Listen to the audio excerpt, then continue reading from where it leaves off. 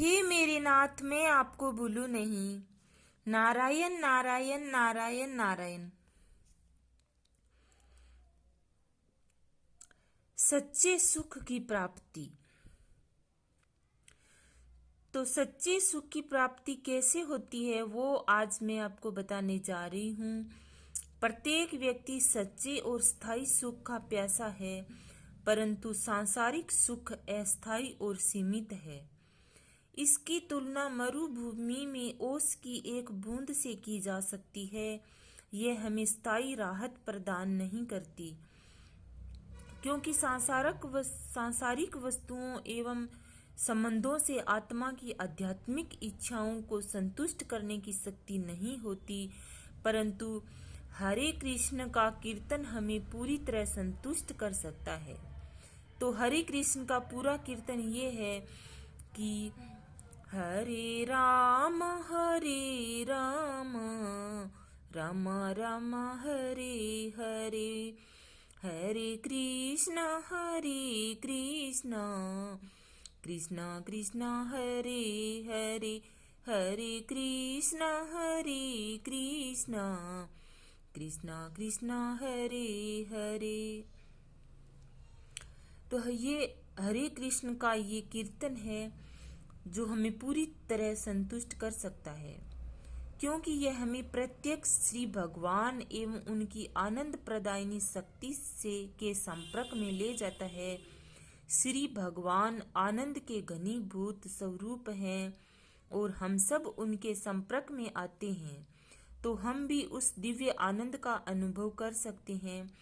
वैदिक ग्रंथों में एक सुंदर प्रसंग आता है जो दर्शाता है कि कीर्तन का सुख किसी भी सांसारिक लाभ से कहीं बढ़कर है। एक समय एक गरीब ब्राह्मण भौतिक इच्छाओं के कारण शिवजी की पूजा किया करता था। भौतिक इच्छाओं के कारण वह शिवजी की पूजा किया करता था। एक दिन शिवजी ने उसे दर्शन दिए और अपनी इच्छा पूर्ति हेतु शील सनातन गोस्वामी जी के पास जाने का निर्देश दिया। जब ब्राह्मण को ज्ञात हुआ कि शील सनातन गोस्वामी के पास लोहे को सोना बनाने वाली पारसमणि है, तो उत्सुक होकर उसने गोस्वामी जी से उसे मांग लिया। शील सनातन गोस्वामी जी तुरंत मान गए और कहा कि ब्राह्मण उनके कमरे के एक कोने में रखे कूड़े के डिब्बे से पारसमणि निकाल कर ले जा सकते हो। पारसमणि पाकर ब्राह्मण खुशी से फूली नहीं समा रहा था। उस पारसमणि को पाकर वो ब्राह्मण है जो फूली नहीं समा रहा था, अब वह मन चाहा सोना उत्पन्न कर सकता था। परंतु लौटते समय उसके मन में विचार आया, यदि श्री शील सनातन गोस्वामी जी के पास बड़ा वरदान पारसमणि ही था तो उन्होंने इसे कूड़े कचरे के डिब्बे में क्यों रखा हुआ था।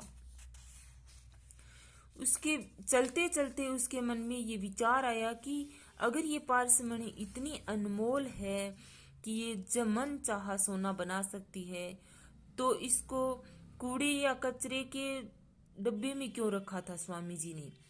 वह तुरंत गोस्वामी जी के पास आया और उनसे जिज्ञासा की। तब श्री शील सनातन गोस्वामी जी ने उसे बताया, हाँ तुमने सही पहचाना, मेरे पास इससे भी श्रेष्ठ कुछ है, परंतु क्या तुम उसे लेने के लिए तैयार हो। तो ब्राह्मण आतुर होकर बोला, हाँ मैं तुम्हारे पास सर्वश्रेष्ठ वरदान की आशा से ही तो आया हूँ। तब श्री शील सनातन गोस्वामी जी ने उसे पारसमणि को निकट ही एक सरोवर में फेंक कर आने के लिए कहा। ब्राह्मण ने वैसा ही किया और जब वह लौटा तब श्री शील सनातन गोस्वामी जी ने उसे हरे कृष्ण कृष्ण कृष्ण हरे हरे, हरे कृष्ण कृष्ण कृष्ण हरे हरे इस मंत्र की दीक्षा प्रदान की और कहा कि ये पारसमणि से 1000 गुना, लाख गुना, करोड़ों कि जितना हम बता नहीं सकते, इतना अनमोल है ये मंत्र। ये मंत्र अगर हम जपना शुरू कर दें तो हमारे जीवन में सुख ही सुख होगा। जरा भी दुख की, निराशा की जगह नहीं रहेगी। हम पूरे आनंद के साथ हमारा जीवन जी सकेंगे। इतना ये शक्तिशाली मंत्र है। हरे कृष्णा कृष्णा कृष्णा हरे हरे, हरे कृष्णा कृष्णा कृष्णा हरे हरे, हरे राम राम राम हरे हरे, हरे राम राम राम हरे हरे। इतना प्रभावशाली, इतना शक्तिशाली ये मंत्र है जिसे हम सच्चे सुख की प्राप्ति कर सकते हैं।